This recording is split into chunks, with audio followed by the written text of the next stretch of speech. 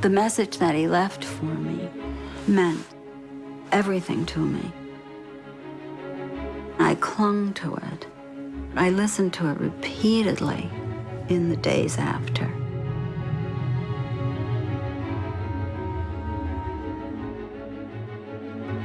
Everybody has told me that has lost loved ones, you'll lose the sound of their voice. I've probably listened to the message hundreds of times.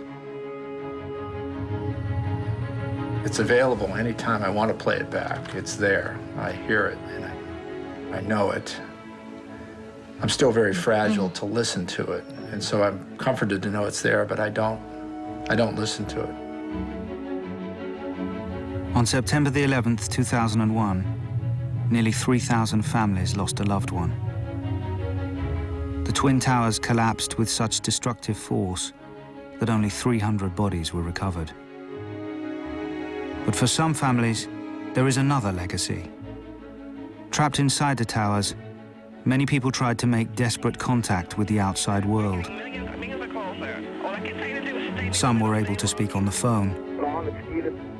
Others could only leave messages. Okay, I'm safe now. Okay. I just want to say how much I love you. Since that day, families have lived with the memory of these final words from their loved ones. Many of these calls have never been heard in public and are featured here for the first time. Yeah. I want to be able to speak to other people. Okay. All are used with the full consent of the relatives, who only now feel ready to talk about them.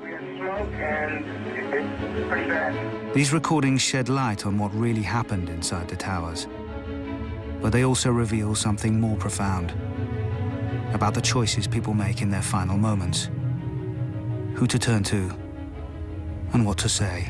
Obviously a pretty scary experience. I saw a guy fall out of probably the 91st story all the way down. Okay. Now you can stay on the line with me.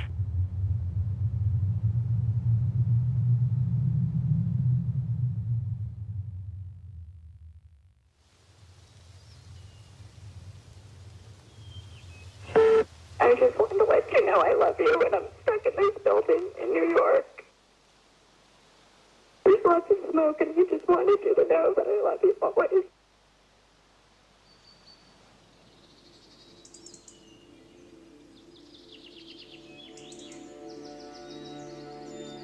My dog, Coco, wakes me up somewhere approximately 5:30 in the morning and wants to go for a walk. So at 5:30 in the morning, I get out of bed, brush my teeth, throw some water on my face. We walk through the woods for half an hour, 40 minutes. I say a little prayer every single day and talk to Melissa.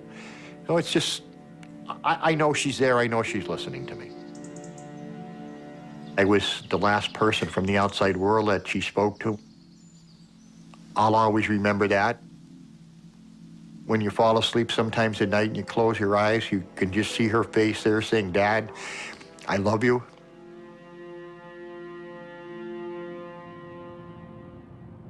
On September the 11th, Bob Harrington's daughter Melissa was in New York for just one day. Aged 31, she was a high-powered business executive and was there to oversee the merger of her company.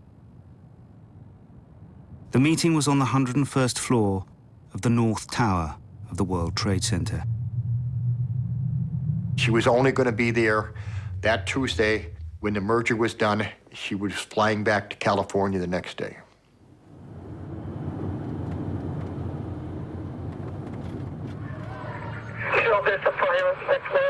I love you too. I love you. I don't know if I'm going to be okay here. I love you so much.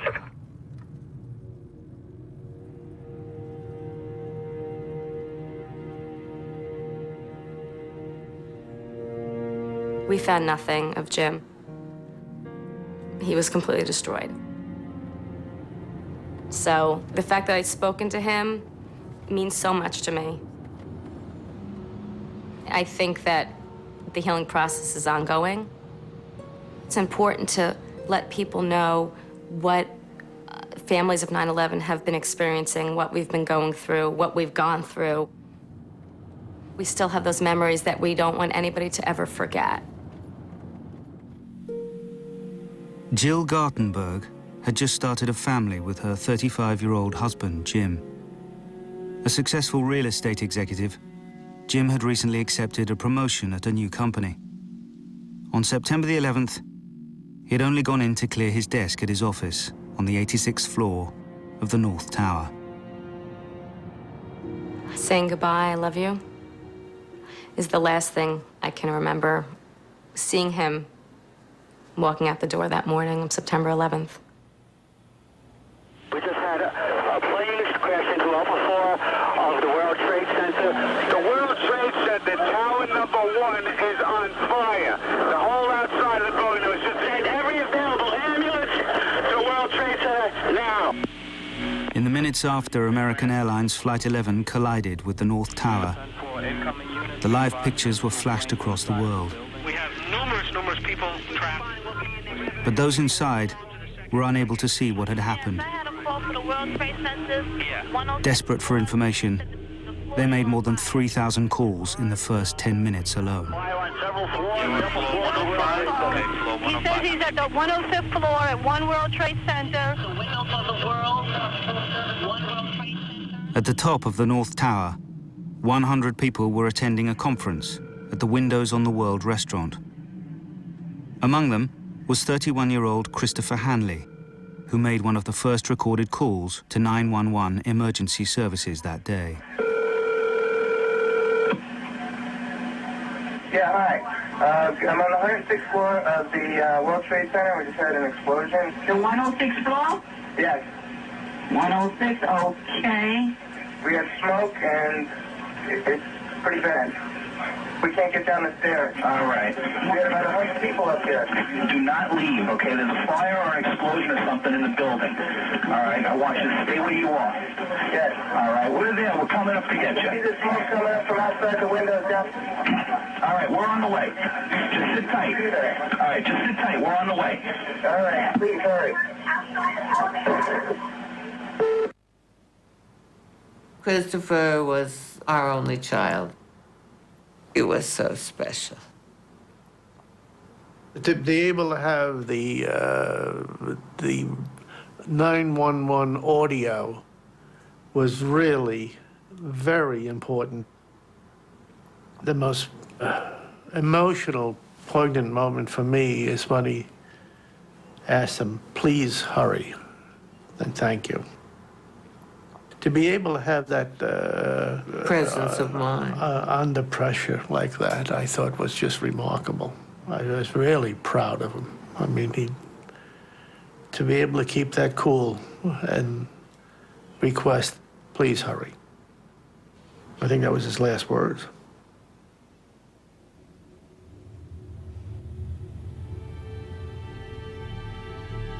The sonic record of that day, the audible record of that day, is essential because the visual record of that day is limited to the exteriors.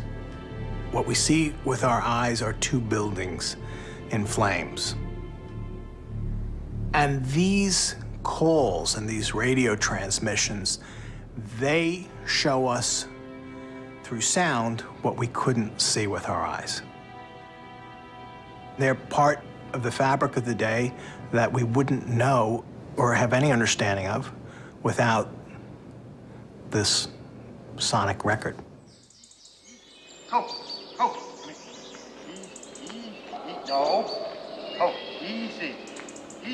There's a tree in front of my house that was planted the week after Melissa was born. The tree grew up, Melissa grew up, and the tree grew up to be probably the biggest tree on the street. And Melissa grew up to be such a fine, nice, beautiful young lady. Melissa would have been 39 last week. Now the tree is probably 40, 50 feet high. When I planted it, it was 5 feet high and as skinny as 2 fingers together. So, you know, I look out and I see that tree and I just remember the day she was born.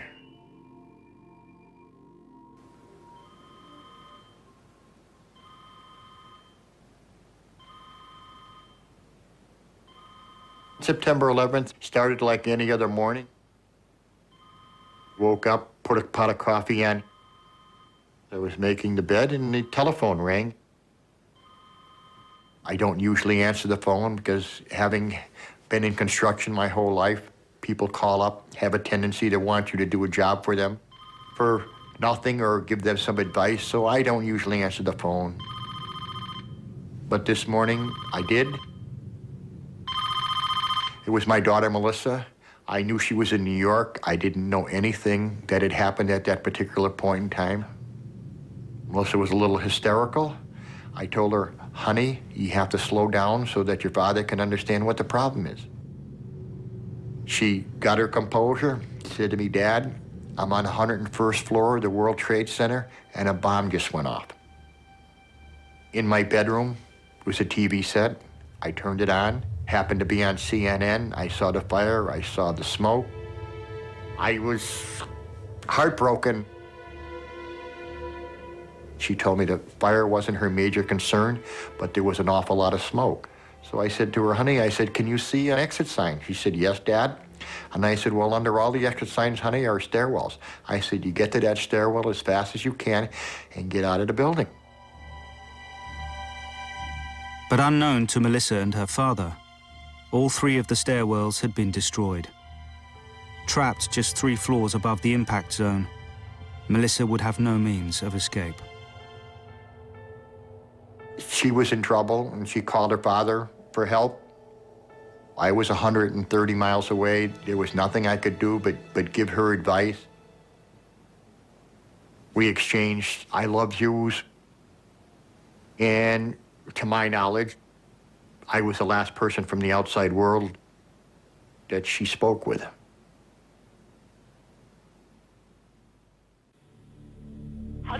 Floor. There's no injuries, but the people are trapped and don't know where. On the 106th floor of the World Trade Center? All right, we're there. We're taking care of it. Okay. In the immediate aftermath of the attack, the emergency services were overwhelmed by thousands of calls from the North Tower. Remain in the location you are, but something by the door to block us. Stay where you are. We have you on the 92nd floor, southwest corner. Sure, if you can get out of the building, then get out of the building. If you can't, just remain there and somebody will get you. How many other people are with you right now?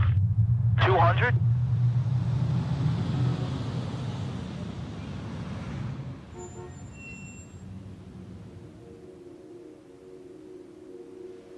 Morning. Happy birthday. Wow. Okay, you want to open this? It says, Nicole, this was my favorite toy when I was 2. I hope you like it. Love, Natalie. I think 9/11 comes up pretty regularly in everybody's lives. I mean, you watch television, you go to an airport, anytime you travel. You didn't go to Zita's house? Did you see Granny? So much has changed since 9/11. Everybody talks about 9/11. It's in the newspapers probably every day. And all I think about when I hear that 9/11 is, I am so proud that my husband did what he could that morning.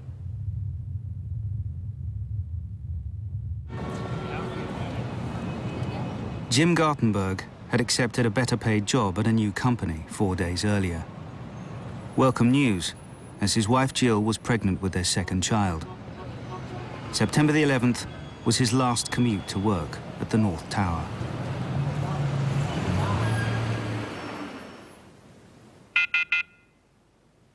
I went to work soon after he did, and my office is very close to our apartment, so I just walked the few blocks. When I got there was a message light blinking, and I listened to the machine right away. There's a fire on my floor. I love you, too. I love you. The first thing he did was call his office. He picked up the phone right away, and he had a voice that I'd never heard before, and it was, just utter panic and fear and expletives. There's fire, there's smoke everywhere, there's debris, I can't get out. You got to get me out of here. He had asked what happened, and he didn't know, and I didn't know. Jim Gartenberg was on the 86th floor of the North Tower. Although he was 6 floors below the point of impact, Jim and a colleague were trapped by debris as the floors collapsed above them. His comments were then real calm. Okay, what are we supposed to do? And I told him, there's fire and it's going up, you need to get down. And he said, I can't go anywhere. The stairs are blown out below us. You know, the debris is too heavy. We can't move anything.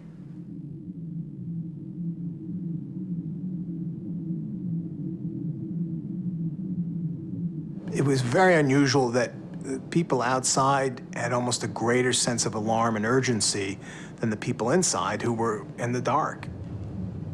Families were seeing the billowing smoke and the flames licking up the side of the building. It was just a terrible responsibility for the people on the outside to have to say, it's worse than you think. 15 minutes after the North Tower had been hit, most people in Tower 2, the South Tower, were still at their desks and watching the tragedy unfold.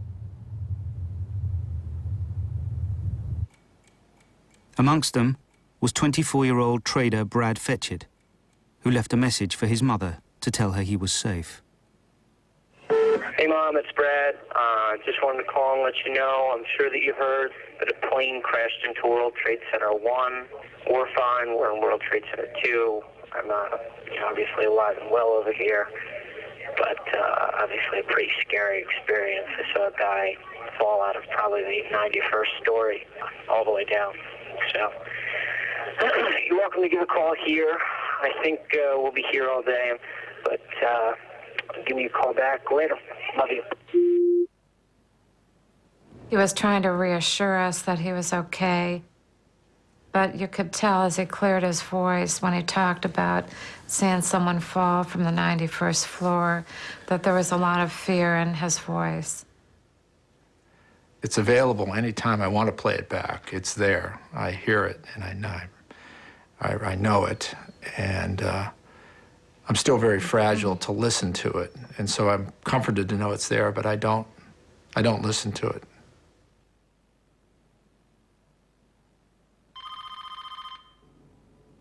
Eight floors above Brad in the South Tower was 42-year-old systems analyst Shimmy Beagleisen.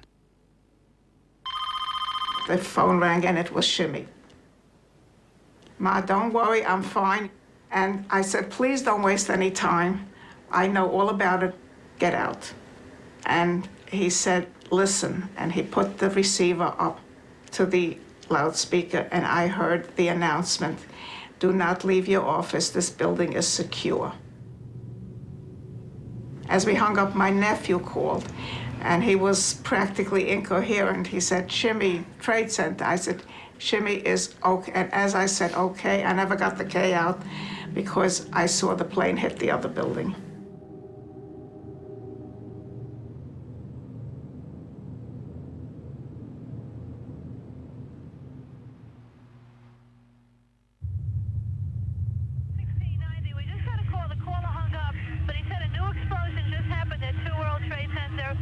On the 80th floor. You have a second plane into the other tower of the tower. Another plane hit the second tower, okay? At 9:03, 17 minutes after the North Tower was struck, United Airlines Flight 175 flew into the South Tower. Immediately, the emergency services were flooded with calls, as 700 people were trapped above the impact zone. Approximately 2/3 of the way up, you got visible fire showing out. Lieutenant, Manhattan Dispatch. Yes, hi. Major disaster, number 2 World Trade Center, requesting everything possible. Northwest conference room. Tower 2, room 105. This is at the World Trade Center. People are trapped. I have a call on the line. The line is open. What floor are you on? They're not answering. We're getting millions of calls there. All I can say to do is stay near the window, stay low, put a towel by the firefighters in the city are on their way over there. Yes, sir. I understand that. All right, we're trying to get to people as fast as we can.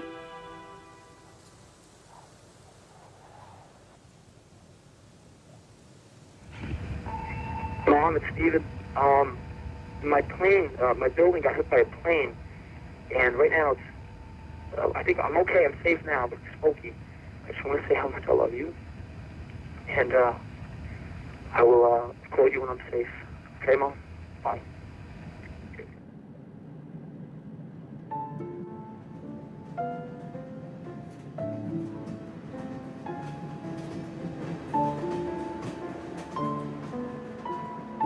a tribute to Stephen that at the moment of his death, it can be said that he was on good terms with every member of his family.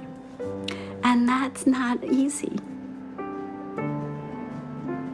Stephen was with us for 33 years, and we have a choice. We can either say we are so mad that he's not here, or we can say we had him for 33 years, and we have a feast to return to, the feast of the memories.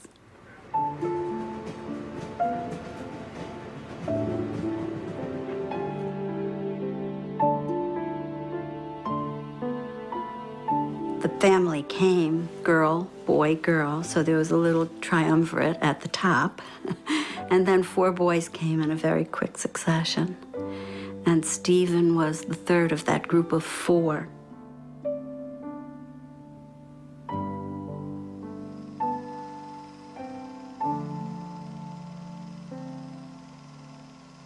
Stephen was very relaxed, smiling, laughing. He was very laid back, very happy. You know, he really was happy a lot of the time. Stephen was really a peacekeeper within the family because we all have very strong personalities, and at a dinner table we all want to voice our opinion, and Stephen was the best, I think, of any of us, of listening to all sides of an argument and really keeping the peace. That was the role that I thought he played in our family. He definitely did that, and it's a challenge to fill that role now. Following a successful career as a college basketball player, Stephen had moved to New York. At 33, he was now a trader with an investment company in the South Tower.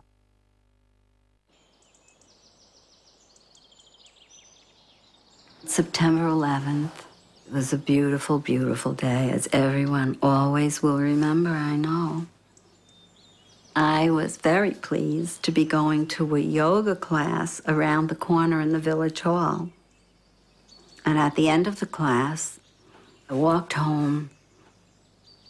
And when I came into this house, there was a blinking light on the answering machine, and I had 6 messages. Not the usual thing. And one of the messages was from Stephen. Mom, it's Stephen. My building got hit by a plane, and right now it's, I think I'm okay, I'm safe now, but it's smoky. I just want to say how much I love you, and I will call you when I'm safe. Okay, Mom? Bye. Okay.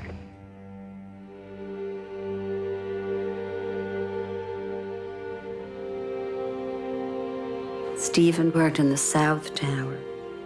He was on the 89th floor.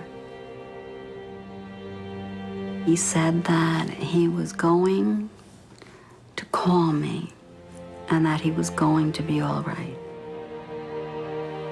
There were messages then from people calling to say, "Anne, are your children all right?" And then there was a message from my husband, and he said, "Promise me you will not turn on the television." And that was an easy promise to make. I just went out in the backyard and I sat in a plastic, those $5 plastic chairs under a tree, and with the phone in my lap, preparing myself for what I would need to face. You're on the 88th floor, northwest corner. Okay, now, you get soaking wet towels, and you can put them at the doorways. And you're a 2 World Trade, right? You're going to hand them doors. Sir, are you on the 89th or 88th? Families often have a map in their minds of where their loved ones are in the world. You know, if somebody in your family is working at a place that has now become the center of all the world's attention, and there's a calamity unfolding, in your mind, you're trying to place your loved one. Where are they in relationship to this terrible series of events that's unfolding? You're going to hand them doors, but they're going to come up to you, you're going to have to check. Oh, no, I feel so bad. That we can't do more. You don't know. Oh, boy. It's an awful thing. It's an awful, awful, awful thing to call somebody and tell them you're going to die. That's an awful thing.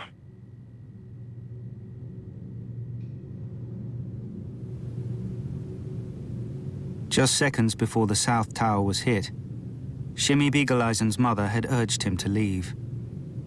Now he was trapped on the 97th floor. By 9:15, the family apartment in Brooklyn had filled with Shimmy's loved ones. The phone passed between them, as each offered him consolation and advice. We had Shimmy on the phone. We were trying to find different ways how to calm him down and relax him, possibly of different ways of maybe getting out, him trying different exits. At one point when I was talking to him, he shared a few private things with me. He asked me to look after his wife and children. And all this time, I was able to hear in his voice that the situation was becoming a lot worse. There was now fire and dense smoke above the impact zone. Those trapped there began to panic. Shimmy's close friend, David, called to try and calm him. Shimmy? Yeah. Just hang in there. Just breathe slowly through the towel. You breathing through the towel? Everything's fine. Everybody's fine. Everybody's very calm. Everything's going to be fine. You have to stay calm. Everybody here is calm, I promise you. The girls don't even know because they're in school. The parents are here. They're very calm. Just keep your head straight. Okay, do you see smoke by the window? The fire department wants to... You can't see? Do we see smoke by the windows? The fire department wants to know. No smoke by the window. No smoke by the window. Listen carefully. As a last resort, break the window as small as possible just to get a little air in. Okay, but you follow? Yes. Okay, how so? They said the last resort we should open the window just a little bit to get some air in. Can you open the window or you have to break it? Yeah. Huh? You have to break it. Yeah? Okay, Shimmy. Yeah. Break the window. Break the window. As little as possible. Just get a little air. Just get a little air. Okay. But you're running out of air. You're running out of air. We should do that. Okay. Okay? I'm very grateful that he was able to spend his last moments speaking to the people who were closest to him. At the end of your life, I would imagine you want some sort of comfort, and I hope, and it seems from what everyone has told me, that he was given that. That's all I could hope for.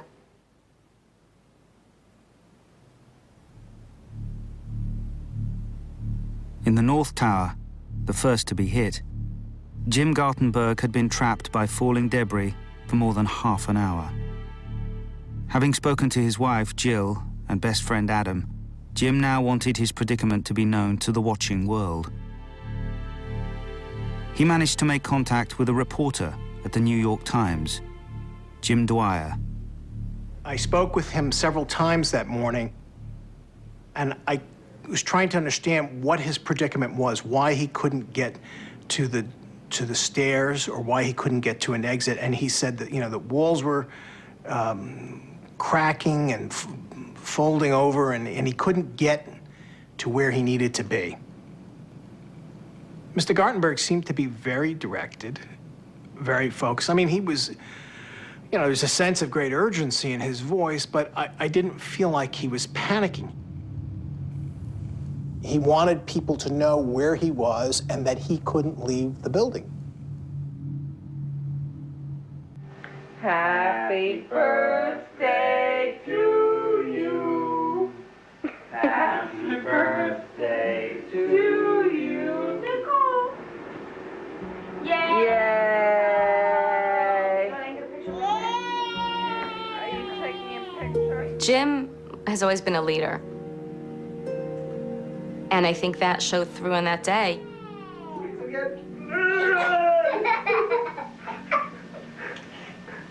Get you. Nicole, is Daddy so funny? When I first met Jim, he was the president of the Michigan Alumni Club in New York. I saw the way that he was running this meeting, and the way he was interacting with people and his leadership skills, there was all these qualities about him that all of a sudden I said, wow, this is a really special guy. After speaking to the New York Times, Jim's next call was to a local TV news program. At 9:32, 45 minutes after the North Tower was hit, Jim went live on air. Jim Gartenberg joins us. He was on the 86th floor of, I'm not sure which tower. Was it the north or south, Jim? It's World Trade Center 1, and it's not was. I am here, and I'm stuck right now. Now, are you above, Jim, or below? I have no idea. I have no idea where the plane hit. It's my understanding that it's a plane. Jim, there are two planes. One went into one tower, one went into the other tower. What do you see around you? I mean, are you in smoke? Are you in fire? I mean, the first thing that I want to make clear is that I'm stuck on the 86th floor. A fire door has trapped us. Debris has fallen around us, and part of the core of the building is blown out. How many people are with you, Jim? I'm with one other person, and I'm told that people are aware of this. I'm on the 86th floor on the east side of the building facing the East River. And what time did you get... If I'm on the air, I want to tell anybody that has a family member that may be in the building that the situation is under control for the moment, and the danger has not increased. So please, all family members, take it easy. I got a phone call from a friend of mine on my cell phone saying, Jill, Jim's going to be okay. He was just on national television, and he said he's going to be okay. She told me what he said and how confident he was about it. They broadcast his voice. I still have tapes of that and listen to it, and it's eerie. The voice that I hear on that is not his, and it's just so odd as far as the voice is concerned. But his message was unbelievably calm and brave and stoic. Having seen that was just a tremendous tribute. I think for a lot of people to be in crisis mode, they would just sit there and scream. And Jim kind of regrouped with himself, it seems like, and said, okay, this is the situation, how do I best deal with this? And he reached out to as many people as he could, trying to figure out what resources he had to be helpful in this situation. I mean, he had the sense of mind to do that. And the danger has not increased, so please, all family members, take it easy. I think that was wonderful, but I knew in my heart he was not going to be okay. You guys coming in for building number 2 on the 97th floor, people trapped.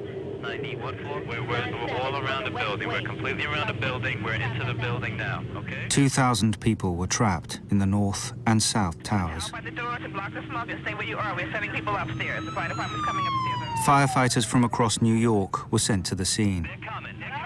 They're downstairs. They're on the way. Knowing what he might soon face, fireman Walter Hines left a hurried voice message for his wife. I got almost every fireman in the city coming to help you. Message. Hi, Ron, it's me. Just want to let you know I love you and the girls. Tell my mom to, we're going down to that trade center thing, the second plane. They just crashed into that building. So we're on our way down there. I love you. I'll talk to you later. Walter knew this was so serious. I could tell from the sound of his voice.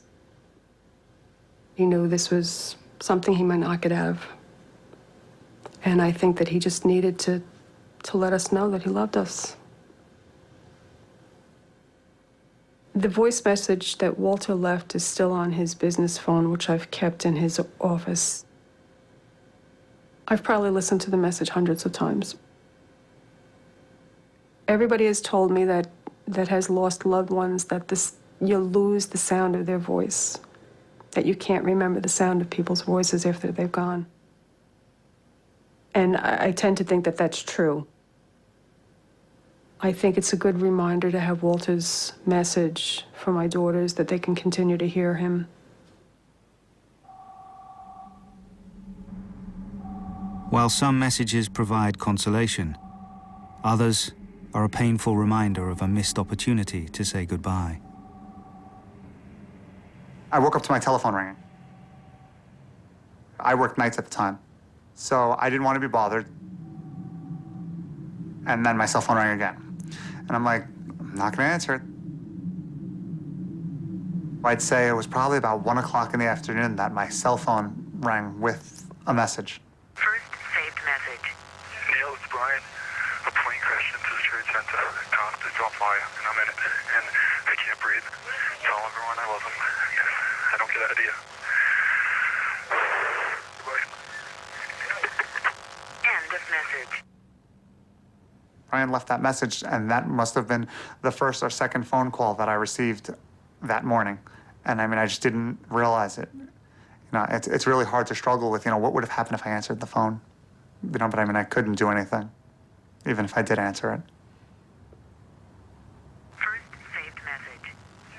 I keep the message on an MP3 file, so I have it on CD, I have it hidden away in a safe, I have it, you know, on every hard drive I have it like everywhere just so that nothing happens to it. It's Brian's last words. I mean, that's one of the reasons why recordings were made, was so people could record their last words. No, I mean, I think it gives me a little bit of guidance. I like draw from Brian's strength when I hear the message.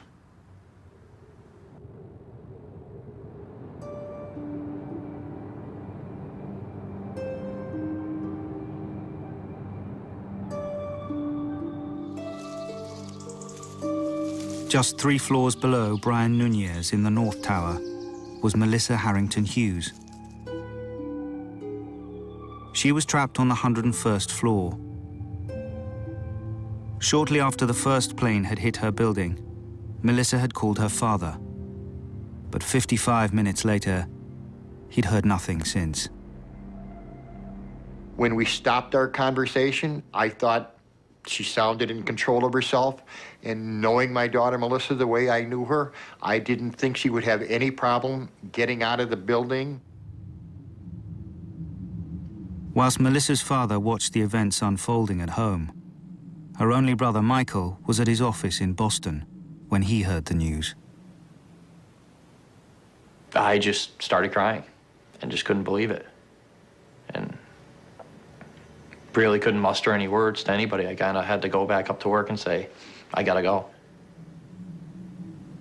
I was just thinking, I hope she got out. I hope she got out.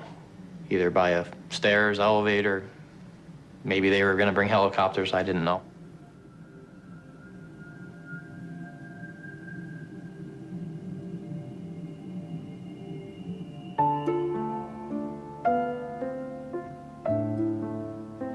My sister was very protective of me. I can't say growing up I realized it, because as a younger brother, you're always thinking the negative when you're younger. You get mad, you get upset. I don't like you, get away from me, you know, the typical brother-sister thing. But as time progressed, she looked out for me tremendously. It's on. He knew You it was jerk, on. it was working? No, it wasn't working. But you know what? What? It's working now. The relationship between Melissa and my father when she was growing up kind of in the teenage high school years was probably hostile at times. You gotta think, 2 people with the same traits, I mean, both strong-willed, nothing's ever gonna be easy. He was probably the only person she couldn't win against, was my father, and I think her traits came from him.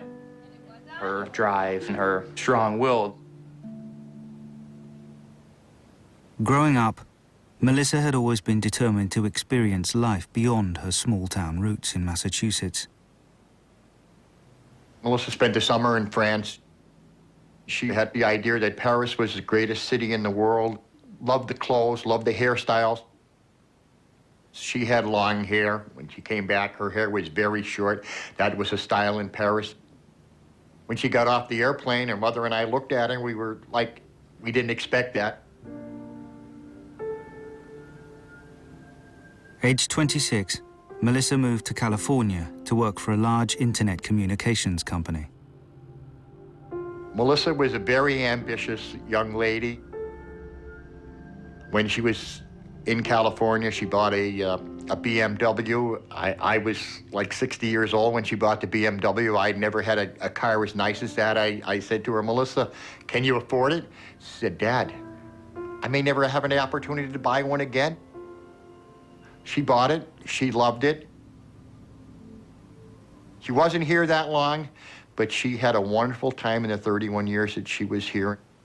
She always aimed for the best, and most of the time she got it.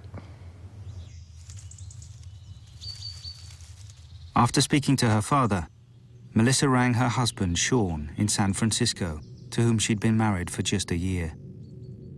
He was asleep when she called. Sean, it's me. I just wanted to let you know I love you, and I'm stuck in this building in New York. There's lots of smoke, and I just wanted you to know that I love you always. Melissa met John at a junior club dance. That's basically how they started their relationship. He was a very nice young man, and they were an extremely attractive couple. I could tell when she introduced me to him, her eyes just kind of glowed, and I could tell right away that he was probably the one that she was going to marry, and she did. Your kiss as a sign of their new married love may present you for the first time Mr. and Mrs. Sean Hughes.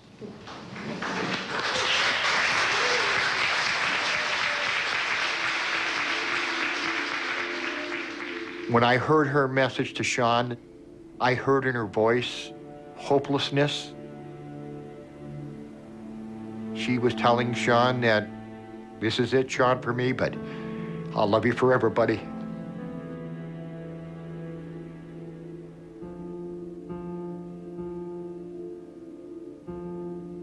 I don't know if I could say it was a good thing. It was good to hear her voice. Good to see that she called her husband. Emotional when you heard it. All sorts of different emotions coming out. Obviously sad because you're assuming when you hear it that she can't get out, but like I said, good emotions because I could hear her voice. It's always good to hear the voice.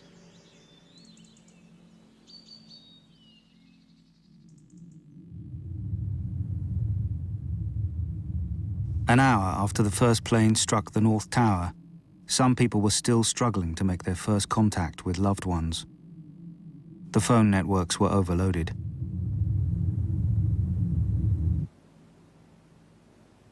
By the time 41-year-old Tom McGuinness managed to get through to his wife, he already knew there was no possibility of escape. Right away, I said, "Where are you? Where are you?" And I'm almost annoyed because he's not answering me. And then he says, "We're in a conference room that we can't get out of. We're trapped in a conference room." And I said, "Well, who's with you?" And he rattles off the names of a couple of guys I know, 3 guys that were with him, plus these other people. And you could hear it in the background. You could hear people talking. You didn't hear panic. You heard, I remember one guy yelling, "Let's just knock down this goddamn wall." I remember telling him, I said, "You're gonna get out of there." I kept telling him that. And that's when he said to me, he goes, "Ileana, you don't understand." He says, "There are people jumping from the floors above us." And that's when I just thought, oh my God. Like, what are these guys going through that they are seeing what's going on right above them? And it was just unbelievable. And I just kept saying, "You're coming home tonight. You're coming home tonight." And he said, "I love you." And he said, "Take care of Caitlin." He said, "I have to get down on the floor. I love you." And that's when I lost the connection at that point.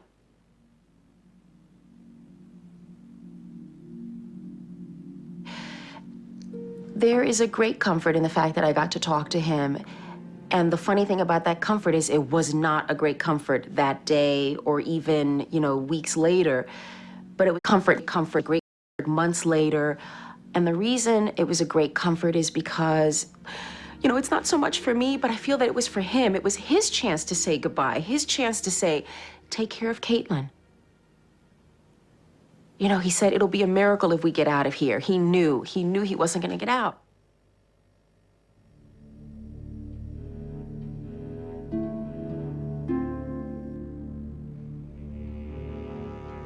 In the South Tower, the second to be hit, conditions were now desperate. Stephen Muldery worked alongside a group of close college friends, all former high school athletes. As the fire spread, the group made a collective decision to stick together and try and reach the roof. They now faced a grueling 21-story climb up the stairwells, through heat and smoke. Stephen was passionate about basketball, but he was tiny and slight. I have a picture of him in 8th grade when he was devoted to basketball. And he is standing between two fully grown classmates who were his best friends. And he looks like he's the mascot, and he wasn't. He hung in there. I feel basketball was a critical element in the person he grew to be. He never lost the fire or the desire. I saw it in the aftermath of Stephen's death, when the loyalty of all the people he had played basketball with was made evident to me. And I saw the gifts that had come from the teamwork.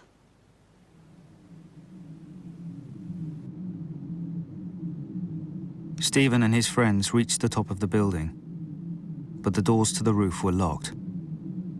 They retreated back down the stairwells and took refuge in an empty conference room on the 88th floor. Sharing a single mobile phone, each one took turns to say their goodbyes. Stephen and others passed the phone around and let people get word out to their family members. And at this point, there was a sense of dread among those people making the calls. There was a sense that they were doomed.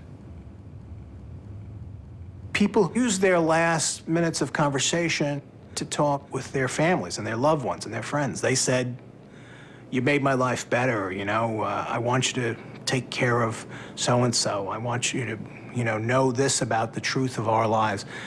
And it was a kind of a moment of truth for many people, a moment of desperate truth, but also transcendent truth.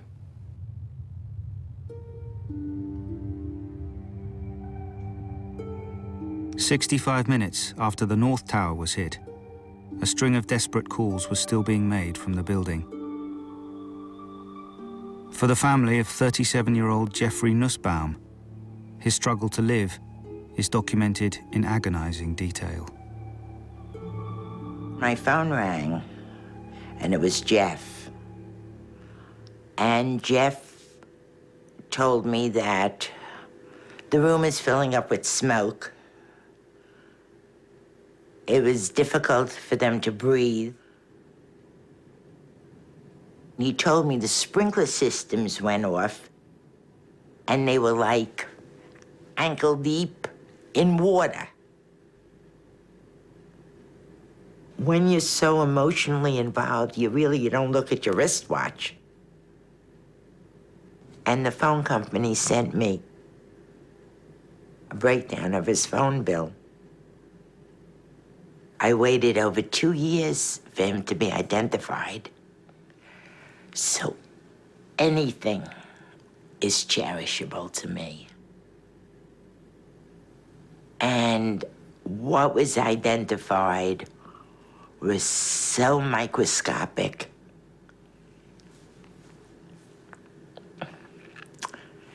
that you hold on to everything, even the telephone bill.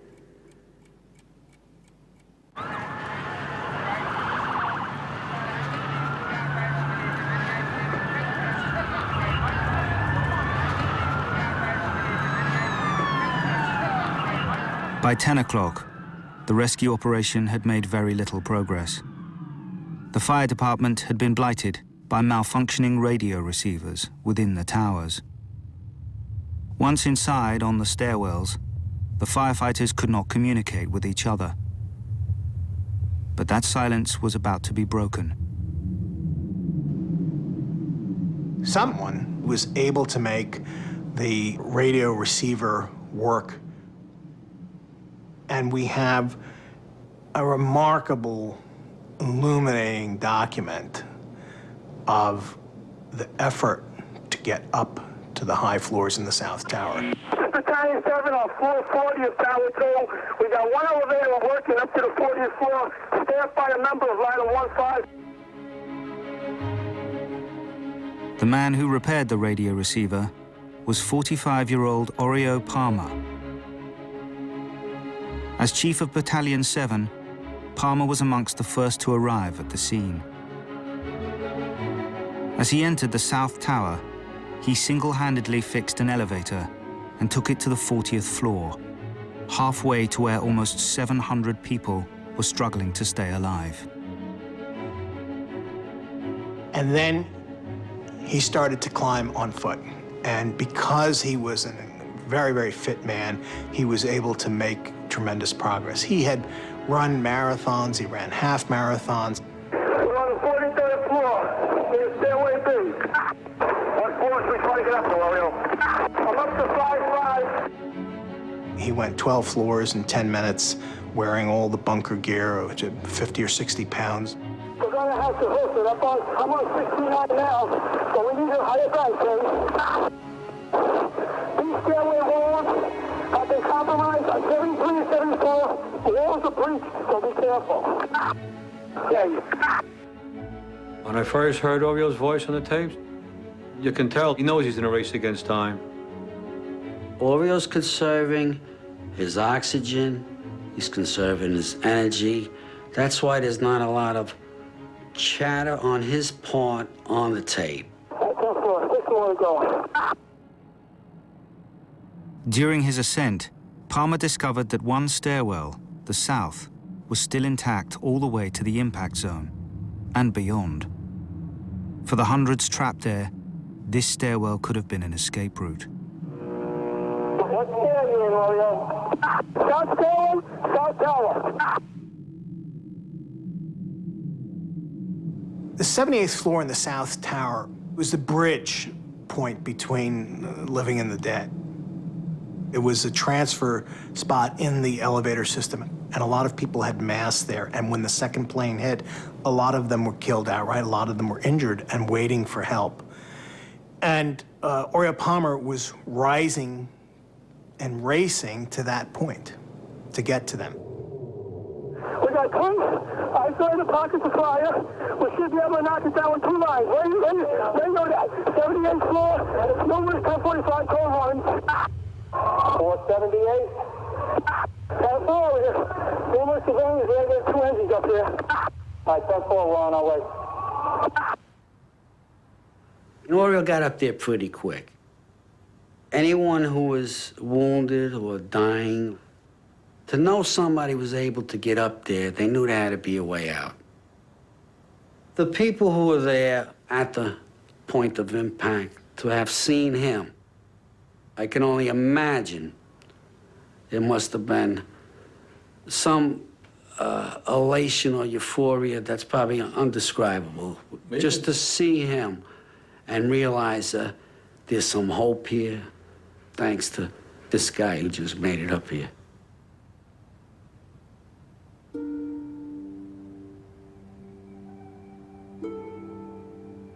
When I heard the tapes, you were watching a screen with all the words on it, but with a digital countdown, so you knew exactly what was coming. You knew the exact minute that the towers were going to go down. And you can't help but feel like you want to jump out of your seat and say, hurry up and get out of there. You know, you have 1 more minute before it comes down. And that's the hard part. That was the hard part. I was not surprised when I heard that Oreo had made it to the 78th floor. He made it up to the point of impact, and it's amazing. He left a story behind. My kids will have it, their kids will have it, and I just feel that it's to honor his memory and the person that he was. 7 minutes after Palmer's last words, the South Tower would collapse. There is one 911 call which captures this moment from inside the building. It highlights the moral complexity of hearing the suffering of those trapped. From the 105th floor of the South Tower, father of three, Kevin Cosgrove, was still speaking up until the moment when the tower fell. His words haunt me, and I try not to think about it, but it's also, in a way, kind of a comfort to know where he was and what he went through and what he was trying to do. And not many people have that. Parts of Kevin's call were deliberately made public when it was played by the prosecution in the trial of a key 9/11 terrorist. It was used to illustrate the human suffering on that day. The first copy of it wasn't cleaned up at all. There was a lot of background noise, and it was hard to hear what he was saying.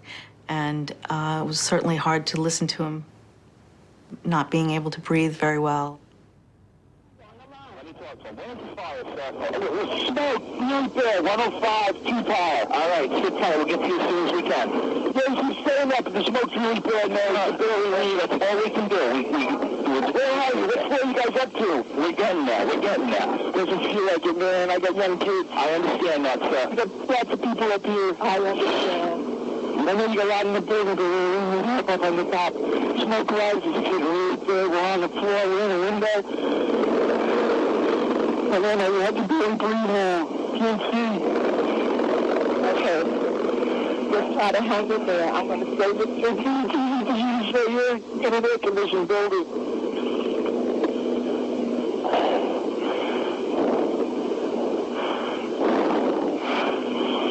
It's really bad. It's black. It's iron. We're young men. We're not ready to die. I understand. Hello? Hello? We're looking at financial center. 3 of us, 2 broken windows.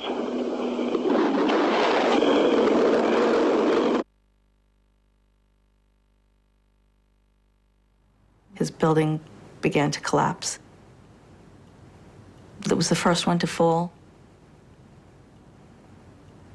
Some people said, you know, hearing Kevin's words has made the events of 9/11 more human for them, that there were really people in there and it wasn't just buildings. One lady called him the voice from the towers. It made it real for her, that it wasn't just a news story. It seemed like it was just a movie, but then when they heard Kevin speaking, realized this was a real thing with real people inside. For Wendy Cosgrove, there is comfort from the fact that almost 10 minutes of the call were not played in court. I'm glad that I have some that are just my own private memories that I don't have to share with the world. Because it is rather hard to share my husband's last words with the entire world. So it's nice to have something a little private.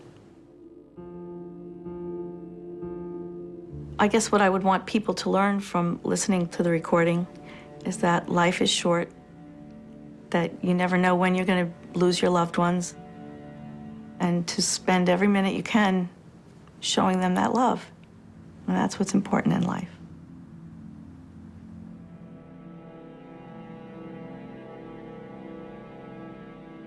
After 62 minutes, the South Tower, although the second to be hit, was the first to fall. Almost 1,000 civilians and firefighters died. Along with Kevin Cosgrove, they included Brad Fetchit, Shimmy Beageleisen, firefighter Walter Hines, Battalion Chief Oreo Palmer, and Stephen Muldery. The phone rang, and it was Amy, my youngest daughter. And the first thing I said to her was, "Where's Stephen?" And she didn't answer. There was just silence. I got home and I called my mother, and she was so happy to hear my voice. And I told her about Stephen.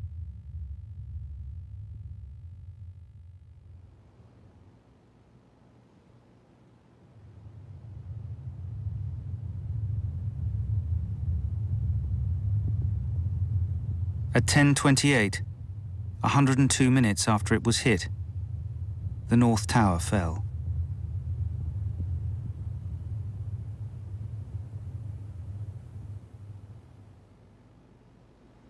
I saw the tower fall. Yeah, I saw the tower fall down, and I knew for sure I'd never hear from him again. I saw his life end right there.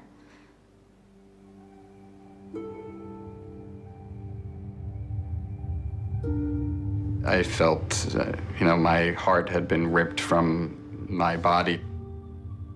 I can't ever remember feeling that sadness ever in life, or that much emotion and tears, and nor do I hope I ever will. My wife Beverly was working, teaching school in Chicopee. I had to drive to Chicopee to inform my wife that Melissa was in the North Tower. We were listening to the whole thing on the radio when we were driving back, and on our way home, the North Tower collapsed.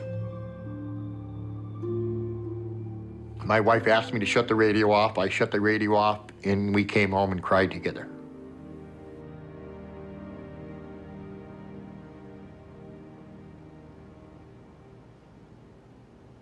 When the North Tower collapsed, 1,402 civilians were killed.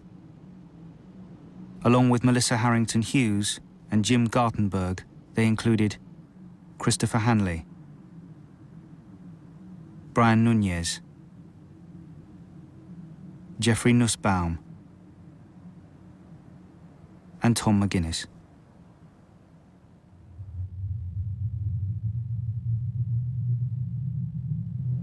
The question really about the Trade Center is, what are our memories made out of?